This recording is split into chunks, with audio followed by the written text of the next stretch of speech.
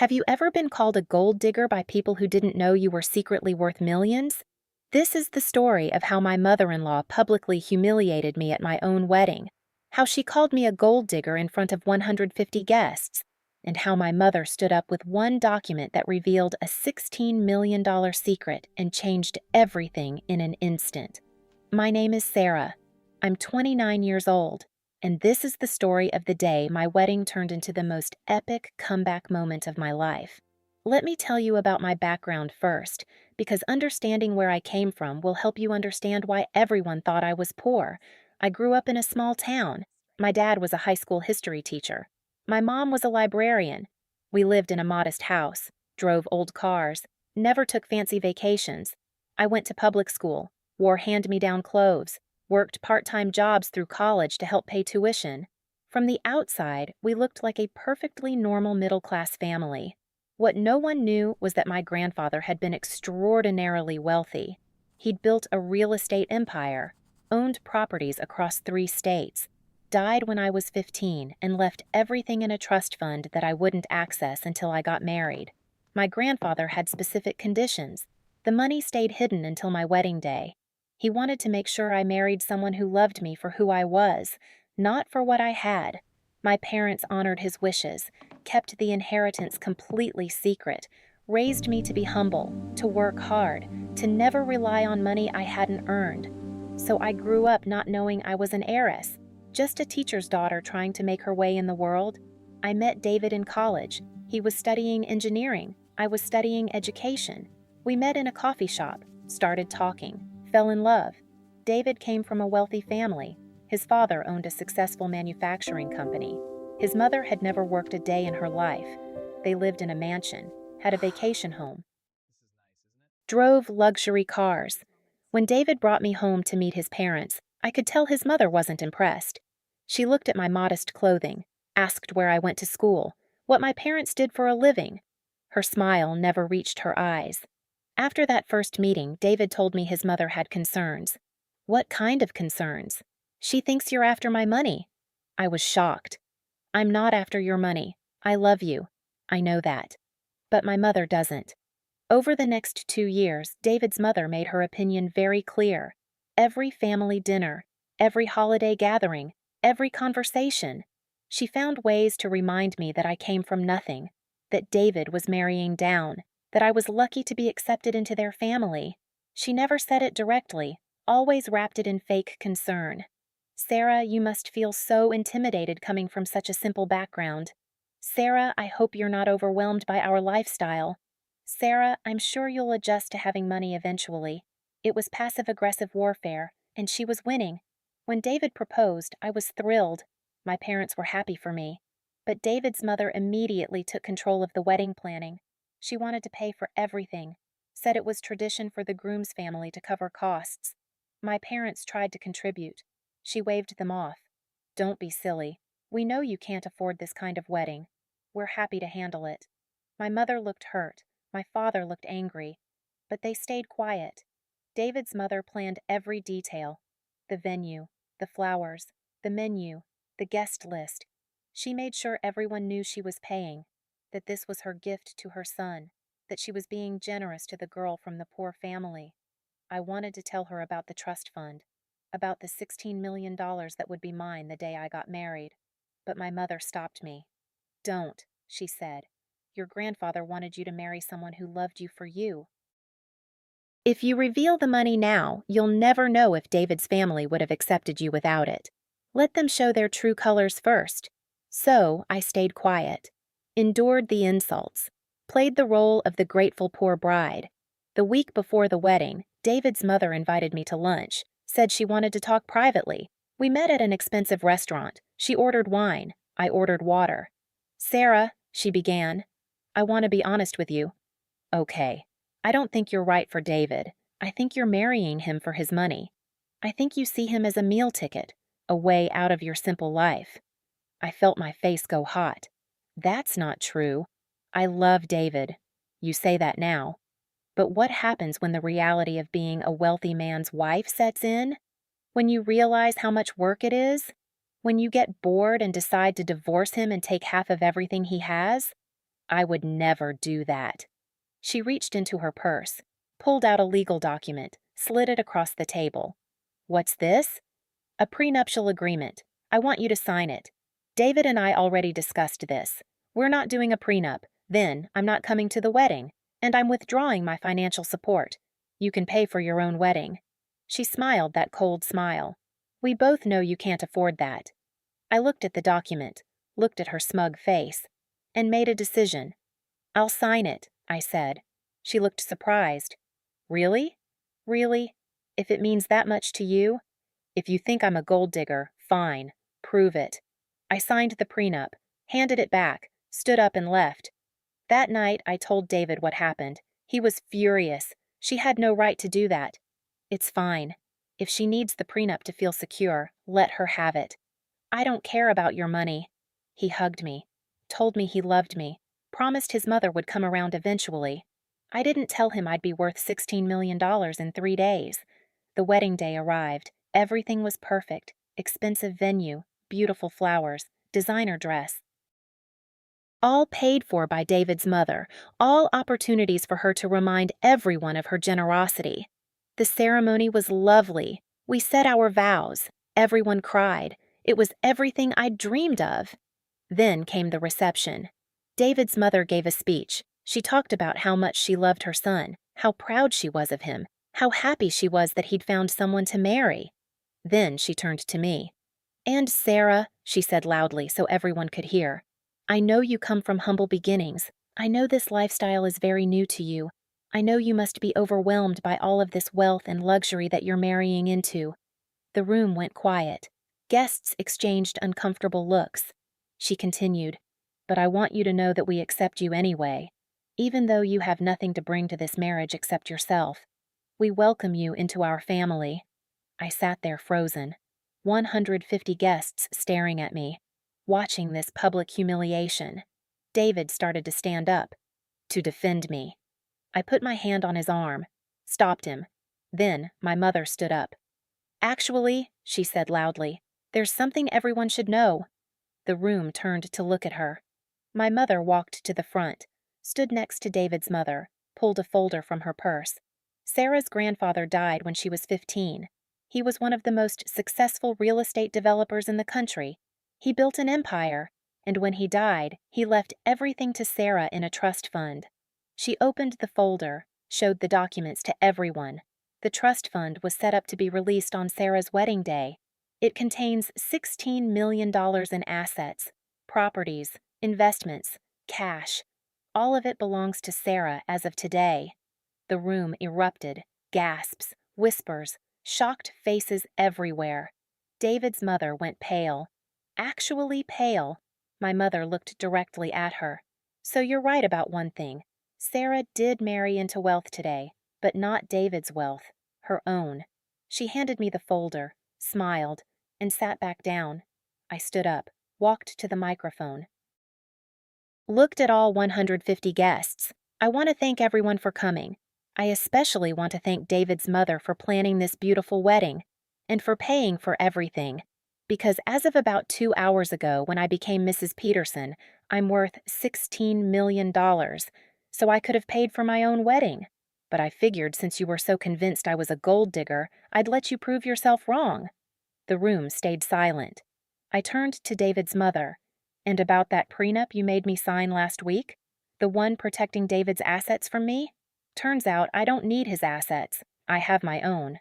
So, congratulations. You just paid $70,000 for a wedding for a woman who's wealthier than your entire family."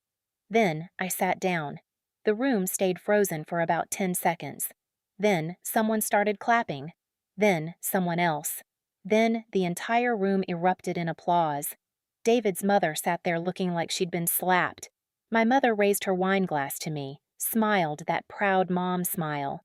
David grabbed my hand under the table, squeezed it, whispered, "I love you." And I felt vindicated. Finally. The rest of the reception was awkward. David's mother left early, claimed she had a headache. Several of David's relatives came up to apologize, said they hadn't known, said they felt terrible. I was gracious, accepted their apologies, didn't gloat. But inside, I was celebrating. The next day, David and I left for our honeymoon, 2 weeks in Europe, all paid for by my new $16 million fortune. David's mother called while we were in Paris, wanted to apologize, wanted to explain, wanted to repair the relationship. I let it go to voicemail. She called again the next day, and the next day, and the next day. Finally, I answered. What do you want? I want to apologize. I was wrong about you. I misjudged you terribly. Yes, you did. Can you forgive me? I thought about it.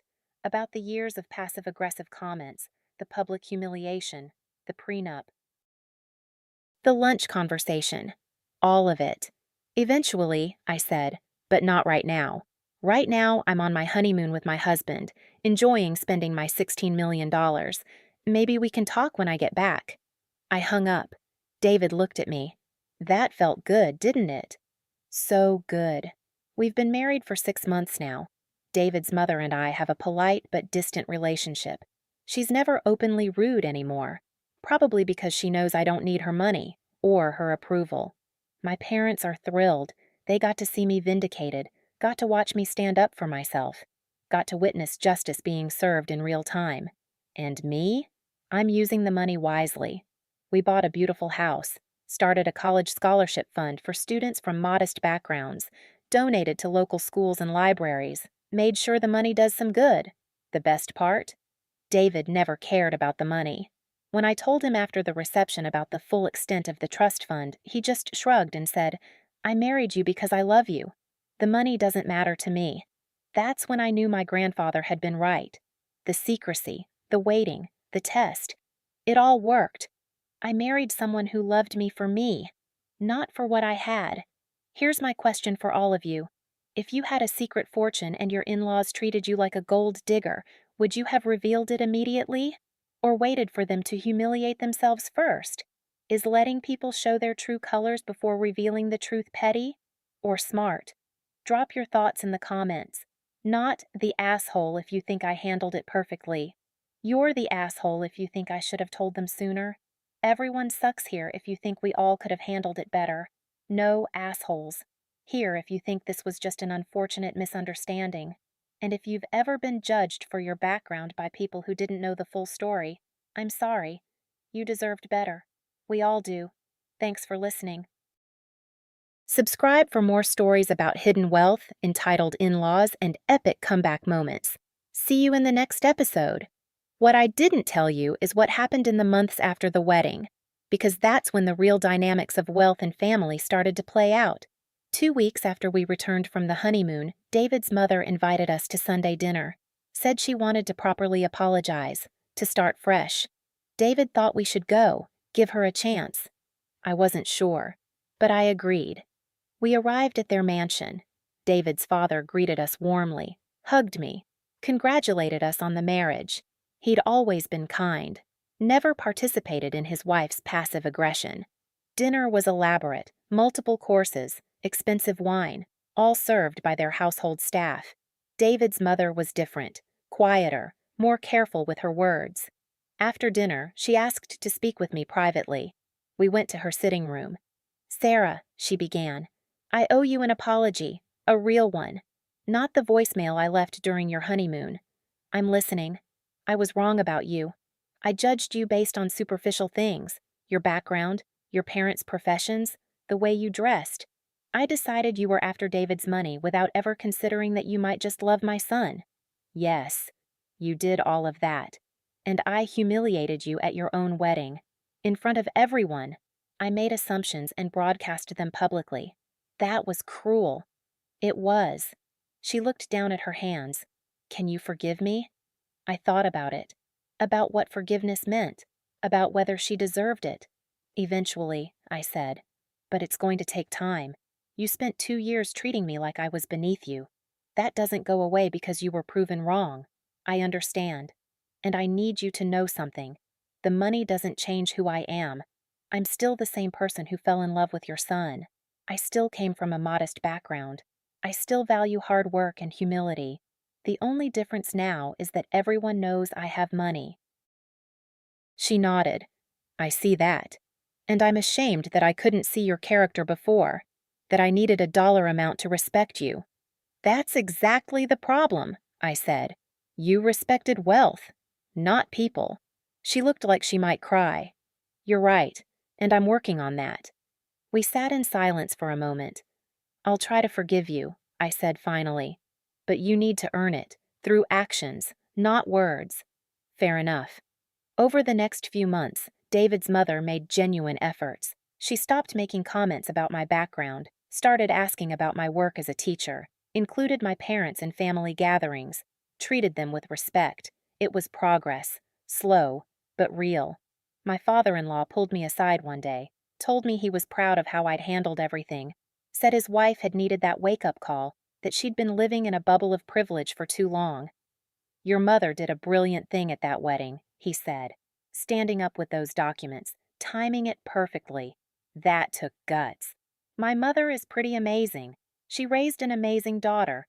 6 months after the wedding, David and I decided to use some of the trust fund money to buy our own house. We'd been living in an apartment, but with $16 million at our disposal, we could afford something nicer. We looked at properties, found a beautiful house in a good neighborhood, made an offer. It was accepted. David's mother heard about it, called to offer decorating help, said she knew the best interior designers, the best furniture stores, wanted to contribute. I thanked her but declined, told her we wanted to decorate ourselves, make it our own. She sounded disappointed but didn't push. A week later, she showed up at our apartment with a gift, a beautiful antique clock that had been in their family for generations. "I want you to have this," she said, "for your new home. It belonged to David's grandmother. She would have wanted you to have it." I was touched. This wasn't about money or showing off. This was about accepting me into the family. For real. "Thank you," I said. "We'll treasure it." She smiled. A real smile. Not the cold one from before. A year after the wedding, my parents and David's parents actually became friends. They started having dinner together, going to events together, bonding over their shared grandchildren dreams. My mother told me privately that David's mother had apologized to her too, for the condescending comments, for the dismissive attitude, for making them feel small. She cried, my mother said, real tears, said she was ashamed of how she'd acted. "Do you forgive her?" "I'm trying. Like you, I need to see consistent change. But yes, I think eventually I will." The trust fund money changed our lives in practical ways. We paid off student loans, bought the house, set up retirement accounts, started the scholarship fund. But it also changed things in complicated ways. Friends started treating us differently, asking for loans, suggesting investment opportunities, wanting to discuss their financial problems. Family members came out of nowhere. Distant cousins I'd never met, childhood friends I hadn't spoken to in years, all suddenly interested in reconnecting. It was exhausting. David and I made a rule. We don't discuss the money. We don't flaunt it. We live modestly. We work normal jobs. We keep our wealth private. The people who truly loved us before the money was revealed still love us now. The people who only came around after are kept at arm's length. 2 years after the wedding, David's mother did something that completely surprised me. She started volunteering at my school, the public school where I taught, the place she'd once looked down on. She helped in the library, read to kindergartners, organized book fairs, got to know the kids from low-income families, the ones who reminded her of how she'd judged me. One day, she pulled me aside after her volunteer shift. "I understand now," she said. "Why your parents raised you the way they did, why they kept the money secret, why they wanted you to know what it felt like to work hard, to earn things, to not rely on wealth you didn't create. I'm glad you see that. These kids," she continued, gesturing to the classroom, "they're smart, talented, full of potential, just like you were. And if I'd met you as a child, I would have dismissed you too, because you didn't come from money. That's heartbreaking to admit. It is. But I needed to admit it, to change it." She started crying. I hugged her, because despite everything, she was trying, really trying. Now, 3 years after the wedding, David's mother and I have a good relationship. Not perfect, but good. She babysits when we need her, comes to family dinners, respects boundaries, treats my parents as equals. The prenup she made me sign? We had it legally dissolved. David and I share everything now, including the trust fund money. My grandfather's plan worked perfectly. I married someone who loved me for who I was, and I got to watch the people who judged me learn a valuable lesson about wealth and character. The money has been both a blessing and a curse. It gave us security, opportunities, freedom. But it also revealed who people really were: the friends who stayed, the family who showed up only after, the in-laws who needed to be humbled. If I could go back, would I have revealed the trust fund earlier? Prevented the humiliation at the wedding? No, because that moment, standing at the microphone with my mother's documents in hand, telling 150 people that I was worth $16 million, that moment of vindication, that was worth every passive-aggressive comment, every condescending remark, every ounce of judgment. David's mother needed to be humiliated the way she'd humiliated me. She needed to feel what it was like to be publicly exposed as wrong, as judgmental, as shallow, and she needed to rebuild from that place. To become a better person, not because she wanted to impress me, but because she was genuinely ashamed of who she'd been. The biggest lesson I learned from all of this: wealth doesn't define character. My grandfather knew that. My parents knew that. And eventually, even David's mother learned that. You can be born rich and be terrible. You can be born poor and be incredible. Money is just a tool. What matters is how you treat people, how you value them, how you see their worth beyond their bank account. If you're in a situation where people are judging you based on superficial things, remember this: their judgment says everything about them and nothing about you. Your worth isn't determined by what you own, it's determined by who you are. And sometimes the best revenge isn't getting angry, it's proving them wrong in the most spectacular way possible. My grandfather left me $16 million, but the real gift wasn't the money. It was the test, the wait, the chance to see who would love me when they thought I had nothing. David passed that test. My parents passed it by raising me right. And David's mother? She failed spectacularly and then had to watch everyone else celebrate my success. That's the kind of lesson money can't buy. So here's my final piece of advice. If someone treats you like you're not good enough, remember that you don't need their approval. You don't need their validation. You don't need them to see your worth. You just need to know it yourself. And if the opportunity arises to prove them wrong in the most public, dramatic, satisfying way possible, take it. Every single time. Thanks for listening to my story. If you enjoyed it, hit subscribe. Drop a comment with your thoughts. Share your own story of proving someone wrong. And remember, the best revenge is success, especially when it comes with $16 million and a microphone at your own wedding. See you next time. Looking back now at everything that happened, I realize the wedding reception moment was just the beginning. The real story was what came after. 3 years into our marriage, something unexpected happened. David's father got sick, cancer, aggressive. The doctors gave him 6 months. David's mother fell apart. This woman who'd been so composed, so controlled, so obsessed with appearances. She crumbled. I watched her sit by his hospital bed day after day, holding his hand, reading to him, being vulnerable in a way I'd never seen before. One night, she asked if I'd sit with her in the hospital cafeteria, just the two of us. We got coffee, sat at a corner table. "I'm losing him," she said quietly.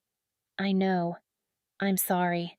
And I keep thinking about all the time I wasted, all the energy I put into things that didn't matter.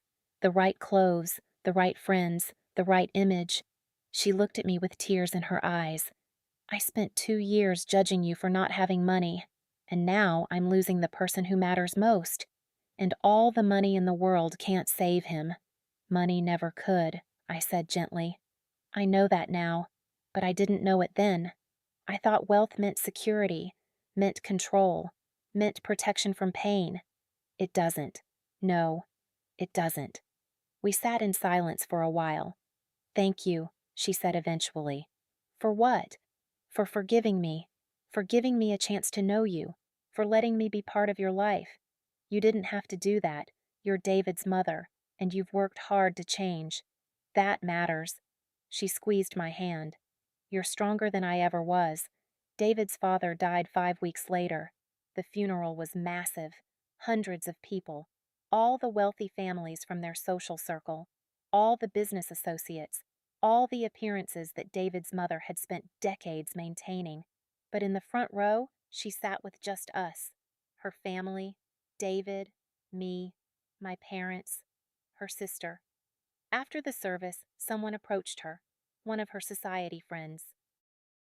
Started talking about committee meetings, charity galas, the social calendar. David's mother cut her off. I'm resigning from all of it, she said. I'm done performing. I'm done pretending. Life is too short to waste on people who only care about your last name. The woman looked shocked. But Margaret, you're the chair of... I don't care. Find someone else. She walked away, came back to sit with me. That felt good, she said. I bet it did. 6 months after her husband's death, David's mother sold the mansion, said it was too big, too empty, too full of memories. She bought a modest house, 3 bedrooms, nice neighborhood, nothing extravagant. She started working, actually working, not volunteering, not charity committees, real work. She got a job at the same school where she'd been volunteering, as a teacher's aide. David couldn't believe it. My mother is working a minimum wage job. She's finding herself, I said. Let her. But she doesn't need the money. She has millions. That's not why she's doing it. And it wasn't. She was doing it to feel useful, to connect with people who didn't care about her wealth, to be valued for her contributions instead of her checkbook. She told me once that the day she got her first paycheck was one of the proudest moments of her life. I earned this, she said, showing me the direct deposit notification. With my own work, not my husband's money, not my family's name, mine. I was proud of her too. Now, 5 years after that wedding reception moment, David and I have a 2-year-old daughter, Emma, named after my grandmother. David's mother babysits 3 days a week, takes Emma to the park, reads her stories, bakes cookies together. She's the grandmother I always hoped she'd be. Warm, present, focused on relationships instead of appearances. My parents adore her. They've become genuine friends. They travel together, have standing dinner dates, support each other.